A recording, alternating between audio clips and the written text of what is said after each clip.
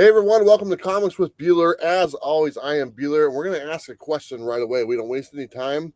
Why do people sell comics online? Why should you sell comics online on like social media platforms like Facebook or YouTube? And I have a guest with me today, Jen. Jen has done this before, so we're going to get her opinion. So Jen, let me ask you right away, why do people sell books online, on Facebook, on YouTube? What's the pluses and what's the disadvantages to it? There's tons of different reasons, but I will say that probably the biggest reason is just the freedom to be able to, talk about what an object is about, what the creative team is, why it's so rare, what its conditions are. You can do so much more than if you were just selling like on a platform like eBay, where you can send pictures in and you can type a bunch of words, but it's totally different if you can see from like a person who actually knows what they're talking about. You can also learn a bunch of things from them too, because I feel like there's always this barrier that feels insurmountable to people that aren't really like collectible people, that they're like, I can't go into a collectibles shop because they're gonna shame me for my non-knowledge. And it's a little more safe feeling, I guess, for people. They can pop on a video and be like, I'm just going to type a question in the comments. And then if if I'm embarrassed, I'll just skedaddle. But on our end, we're just like super happy to, we were the new kid once. Yeah. We want to help the new kids. What would you say to a person that's like, hey, I have some comics and I want to sell on YouTube or I want to sell on Facebook type thing? What would some advice that you would give to them on doing that? So what I usually tell everybody, because I get connected with a lot of people that are like, hey, how do I do a live show on your networks? Or I just want to do a live show on my store page. Like, what are the things that are key to it? And I always tell them kind of the same thing. It really is like, if you've ever watched The Deadliest Catch, when they have like the greenhorn and they put them on the chum bucket, it is kind of like that. You have to earn your viewership's trust, and that does not happen in one hour show. You can say all you want, I'm Jen King, I own Space Cadets Collection. I've been in the industry for 30 years and I know comics, but they don't know me from anybody. Anyone can say that, really.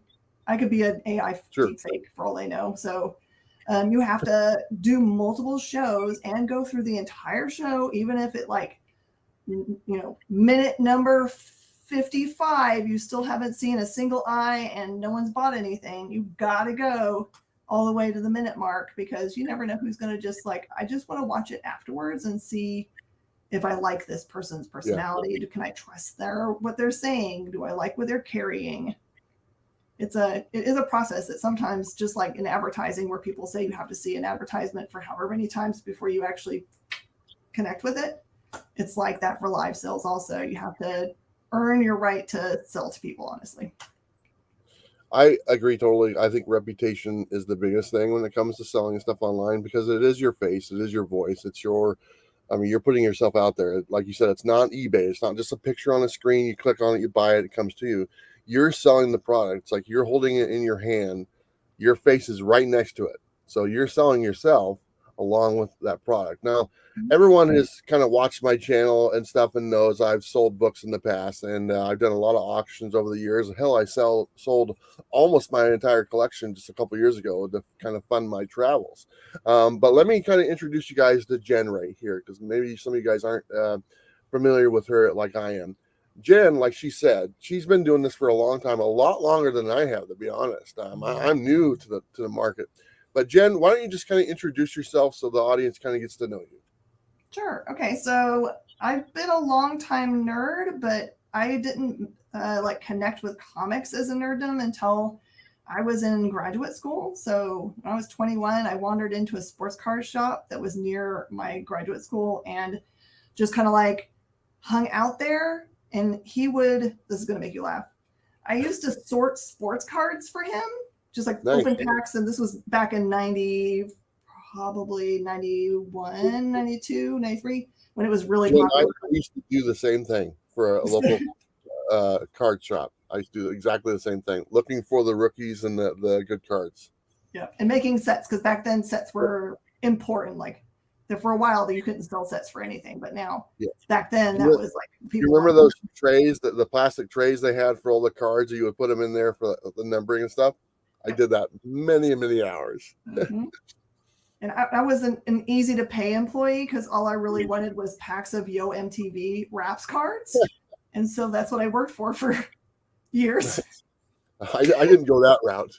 I was just there to burn time between my morning classes and my evening classes. But he also had like 5 or 6 long boxes of comic books, which I like to organize because he didn't have them organized. And I came up with a way to display them because he didn't really have any like comic market. So I have always loved retail because I like the interaction with people. Like I live for just getting to chat about whatever with another human being for connection.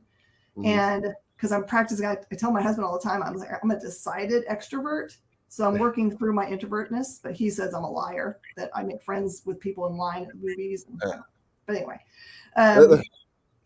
when I decided on a retail career, even though I have a criminal justice degree, I decided for collectibles. We basically started out at a flea market mall. My husband would come and hang out with me on Saturdays and Sundays and just watch me do my work, which I loved as an early married person. Yeah. And then in 95, I opened my first store in Midland and had that for a couple of years. And then Mike got into graduate school at Northwestern, and that's a really tough school to get into. So we sold the store and packed up, and I just basically did eBay for those years. And then when we had our children, and so I wanted to raise them, I wanted to be a present mom. So I just did eBay while they were younger. And then in 2010, I started this store. And as far as live sales go, you probably Space Cadets, correct? Yeah. Yeah. And you're still in Texas, right? Mm-hmm. Yep. We're in the Houston area. And for live stuff, I actually happened across, I think my first exposure to it was Marcus King. And I saw him doing it in his store. And I was like, because I had already been thinking about how to do, because they had just introduced like the live component of Facebook. And I just was like, how do I make this work? And so I saw him doing it, and he like really inspired me to get going. So I had another retail friend, Jesse James from Jesse James Comics in Arizona. And we were like, you know what, let's do something stupid. Let's invite all our friends with comic book stores to do it all together as one group. And everyone's like, you're sharing customers. That's dumb. And it's been the best thing we've ever done. And that's the Comic Book Shopping Network, correct? Yeah, that is. Yeah. And how long have you been doing that? And so that originated on Facebook Live. And how long has that been going on? I think 2018 we started, July 24th or something. So you've been selling online for 6+ years. Mm-hmm. So when we talk about this topic about selling books online, I wanted to bring someone in here with a lot of experience, a lot more than me, and does this. I mean, you do this almost on maybe a daily basis, or maybe not daily, but pretty close, right? Yeah, at its height, especially during COVID, when I needed, I was talking about the connectiveness. I needed to be able to talk to people that weren't going to scream at me for having them put on a mask to protect my staff members. Sure. I still have PTSD, and a lot of my customers do, or a lot of my employees do, but I needed positive connectedness, especially then. So I was really on every single day. I was doing live things. I was doing trivia shows and live reading of comic books to what I thought was I was reading to kids in the morning, but it turns out people going to their offices wanted to have me on in the background as comfort noise. So I was helping them out. And then bunches of sales shows just to like try to, I didn't let any of my staff go. So I basically said, stay home and stay safe. And if you want to, and if you want to come to work, but I'm going to keep you employed. So we did a ton then, and it was a lot. It was kind of interesting to see the trajectory of the collectibles market, because 2021 was when everything ramped up for value and everyone was super engaged and bought a whole bunch online, and that was when there weren't as many people selling online. So it was a big happy place, and it still is. There's just a lot more people that are doing it. So So something new a couple of years ago, you started on the experience, which obviously a lot of people are aware of, and I'm associated with the experience as well. But that's kind of it's a, for me, for what I look at, it's a YouTube channel with a Mhm. bunch of different people involved, a lot of sales shows, a lot of different types of shows. You've done what's in the box shows, you've done the creator interviews, all sorts of stuff, which I've done a bunch of those as well, and also sales shows on there. How did the experience come together with like Nick and everybody, and just kind of pulling that whole team? Because that's not an easy task to kind of get everyone on board to kind of launch something like that. And I know I talk about a lot on my channel, and I want to say thank you to the experience because they're one of my biggest sponsors that kind of make it able to for me to do what I do. So it's very important for me to share what they do with my audience. So I kind of want to get a little bit of background on the experience and what they're doing now. Sure. So um, we really wanted to figure out what the next step was because we were like, okay, right now for the comic book shopping network, we were only really reaching people that were familiar with Facebook, liked Facebook, felt Mhm. Facebook was a safe place to shop and that kind of thing. And we were like, but there's all these other platforms where people are, and we really, really wanted to reach, like very specifically, we have a mission still to reach people that aren't really into collectibles or don't have access to collectibles, don't have an LCS, or don't know that they have an LCS and where to find it. We really, really wanted to Yeah. have people have all the information kind of put together, kind of like I always like to try to say it was like the sci-fi network mixed with home shopping network. So people could shop if they didn't have an LCS, but if they did have an LCS, they could just watch all the informational shows and figure out, oh, I need to go there tomorrow and go buy that thing and support, Sure. the people that I love in my community. So it really is just a giant love letter. It's been really tough.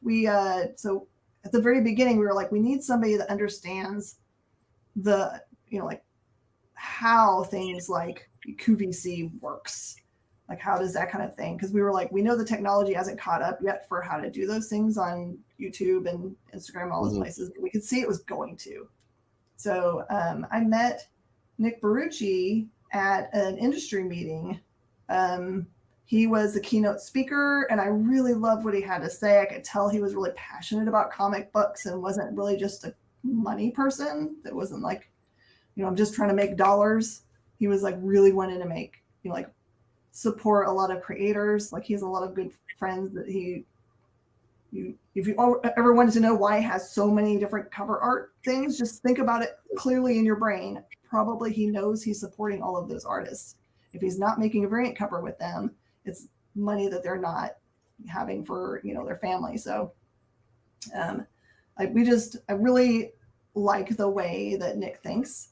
Um, and he's got that no nonsense sensibility of someone from Jersey. So and I understand Jersey people. I like people who are just direct with me, tell me the way it is.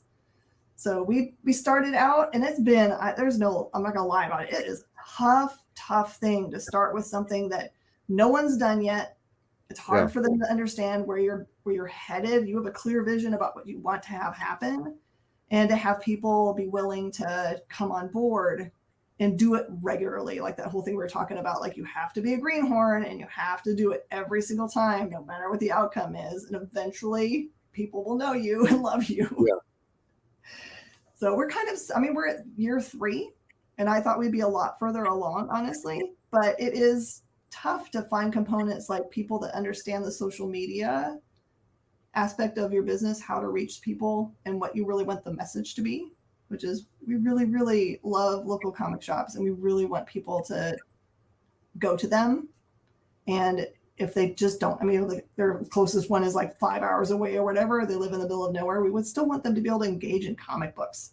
Yeah. And we don't really even care if people spend money. We just want them to understand the medium and, spread the love of, I love images and words together on a page. Well, So happy.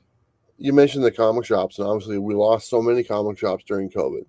Yep. And even before that point, I've been on the YouTube now for about 6 years, and I have a lot of people message me. I don't have a comic shop. I don't have a local comic shop. I watch your videos and I see all these books, There's no comic shop around. I mean, I didn't realize how many people didn't have shops. I thought, was located in the Portland area in Oregon. There's 20 comic shops within 20 miles. Mhm. So I'm like, oh, this is the norm. That's not the norm. The norm is my comic shop is 2 hours away. Yep. And so the experience gives people a chance to enjoy comics with all the different types of shows. It gives people a chance to purchase comics, new books that come out, and also original artwork, which is I am quickly becoming a huge fan of the original artwork. And Nick Yeah. does that show on Friday. I always peek in there. If I wasn't on the bus, I would probably buy some of that stuff. I just have nowhere to put it, and I'm Yeah. so afraid it would get damaged.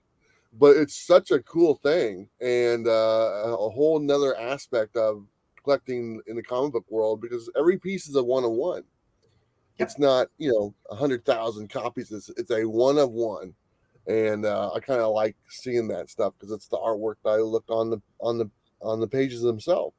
Yeah. And I did I love want to. it I love it when we have like so I've known Mog for a long time, and I love that we have creators that are on and can like also like connect with people that may not have been exposed to their work before, but then also realize that they're just amazing human beings. Yeah. You mentioned something a little bit earlier that I kind of wanted to bring up. You mentioned that nowadays everyone seems to be trying to sell stuff online. The water is flooded, especially with other apps like Whatnot or Drip or whatever these eBay Live, whatever it is. It seems like there's more sellers than buyers at this point. I mean, it's just a flooding of it. What I mean, you're a retailer. You've been in the business for a while. You've had a couple of different shops. This is you have the brick and mortar store.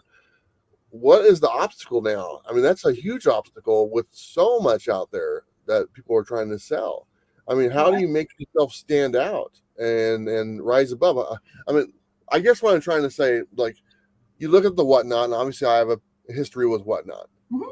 How come you guys haven't gone down that route and instead stayed fast with, we're doing the experience, we're doing the comic book shopping network, we're gonna make this work? Was So that a conversation you guys had? sure. So I in the early days of Whatnot, I was one of their very first people that they came to because they knew that CBSN was successful and they wanted us to be on the part of the platform. And it's the same with eBay Live and all the other platforms that have a network approached us. But we're still trying to find someone that has the same kind of vision as we do. Like Whatnot started out awesome, but then they didn't have any kind of what I call vetting process. So you end up with a problem of like, okay, I bought a bunch of things from somebody, but they may not know how to pack properly because they're kind of new. They're new to doing it, and they don't have like for our community, we have a lot of ways for we can like help come alongside people and train them for how to do things properly for collectibles. So we just saw that our worry was that with something like the whole platform was kind of known for everything starts at 99 cents. We were worried about the devaluing of collectibles. Like if you say that something's only worth 99 cents, people will start to believe it, even though it's not true at all. Yeah. And so I think the only problems I see with other platforms and people doing it is that I really want to encourage them, if you ever think about doing it, is just try to find a peer mentor to learn how to do it properly. And then I worry about, I don't want to think that there are any bad guys in this world, but I worry about people having enough negative interactions with people that are selling that are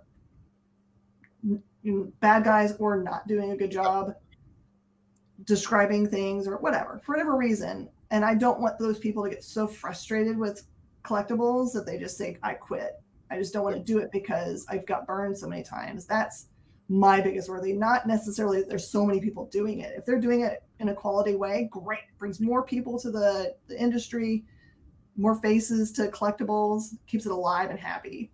I just worry about the other parts where people just be like, I just walk away because I'm so frustrated with it. Well, I mentioned this earlier. Reputation means a lot, and it means a lot to me because working with the experience, working with Dynamite and Nick Barucci and all that. My reputation is important to me because I'm putting myself behind them, and my face is out there as well. I've had people approach me and say, hey, you know, will you sell these books or whatever? Can I come and sell your books? And I appreciate that and stuff. But I'm also like, you know what? I'm putting myself on the line. If Mhm. you're not up this the standard, if something goes wrong, that reflects badly on me. Right. And that's why I feel comfortable with the experience with Nick and you guys and stuff, because I know that you guys stand behind everything. Your guys' track record is very good. There's not, I can't think of any instances where I'd be like, oh man, I got to question this. My time with Whatnot, that I'm not trying to bash Whatnot because I know there's been a lot of good from them. It's helped out a lot of comic shops get going. So I praise that.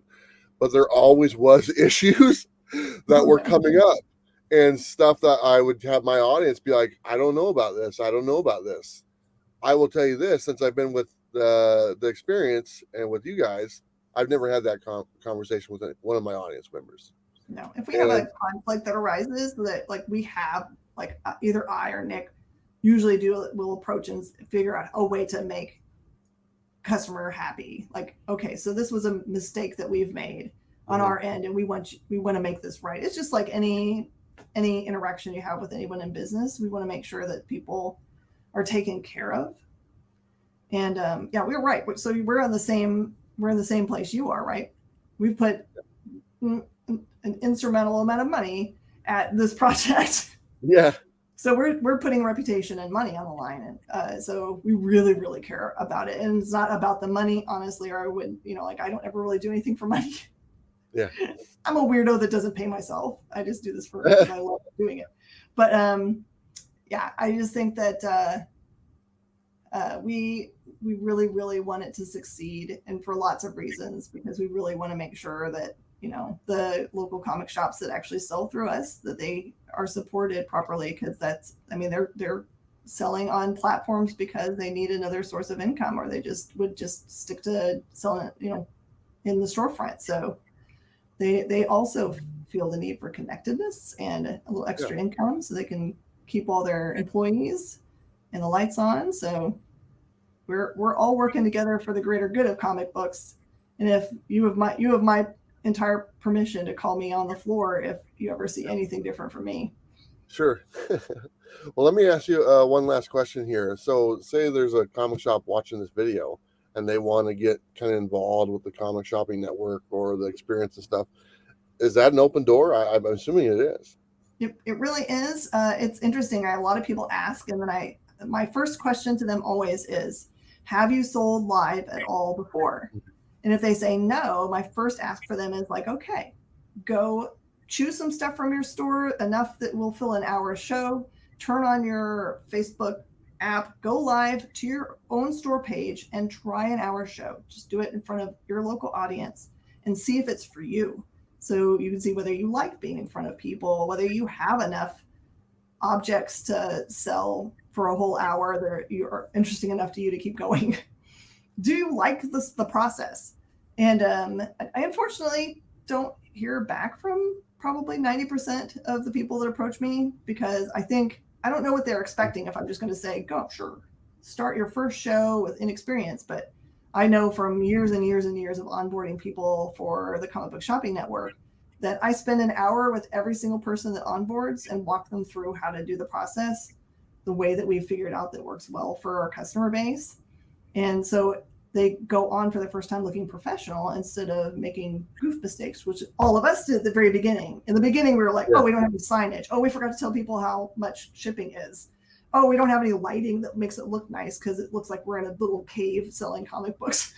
So it's like there's all these things that people don't think about, how to handle it when someone comes in the comments and wants to say yucky things about yeah, you or the customer base or whatever.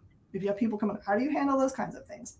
So really, it's open to anyone that wants to do it. But I always say you just do a couple at least on your own, even if you want to do it in your room to like just record it to nowhere, so you can see what the pattern of like the pacing of doing a show and all of those things. So you can look really great when you start. It's not me telling you don't do it. It's really sure. me trying to make you start out the very best that you can, because I really would love as many people that want to do it on. Nice. Well, Jen, let's wrap it up. Let's have some fun really quick. You Woo-hoo! ready? Okay, Yeah. we're gonna do some rapid fire, just fun questions, and see what you have to say on this. Okay, are you ready? Fair warning, you never know what's going to happen if you do Yeah, those. there's no wrong answers, by the way. But you ready? Okay. Okay, what is the first appearance of Wolverine? Hulk 180 or 181? It is 180. He is in full form in the end of that book. I will die on that hill.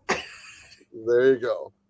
Who is the best actor to play Batman in a actual live movie? Keaton. Keaton's always my man. Keaton's, yeah, I gotta agree on that as well. What is the most valuable book in your collection? Oh man, see, I don't collect really valuable things. I just collect things from people that I see in person at cons, like Okay, supporting the little guy, I guess. let me rephrase it. What is your Okay. favorite book in your collection? Oh, I my original copy of Whiteout that Rutka signed when I bought it from him in person in 1991 in Chicago, I guess. Nice. And when you interview creators, do you get starstruck at all? Mm, weirdly, since I've been doing this for so long, I don't. I get nervous because other people are nervous, maybe. Yeah. But when you do everything you do live, I I don't know. I just figure everyone knows I'm an idiot, so it's fine if I'm an idiot here. One last question: raw or slabbed? I'm a raw girl. If you can't stick your nose in the middle of a Silver Age book and smell that nice acidic smell, then I don't know what you're doing. Yeah, pass on the slabs for me as well. I'm a raw guy. Well, Jen, I want to say thank you so much for coming on, and I appreciate your time talking about comics. And hopefully, people enjoyed. Did you want to say to the audience before we go? Oh, I want to give a shout out to you because I'm super inspired by you and everything that you do. You're so genuine and you really care about people, and we care about you in response. I don't know if you get a lot of like feedback back from people saying how much we appreciate all that you do, but thank you for being real and putting yourself out there. It means a lot to us. Well, I appreciate that, Jen. And you know what? The community has, and I made a video just earlier this week about how pretty much this community and YouTube changed my life or saved my life. And everything I said in that video is 100% true. So I owe it all to you guys who are watching. And I do not take that for granted one day. But Jen, thank you so much for joining me today. Thank you everyone for watching.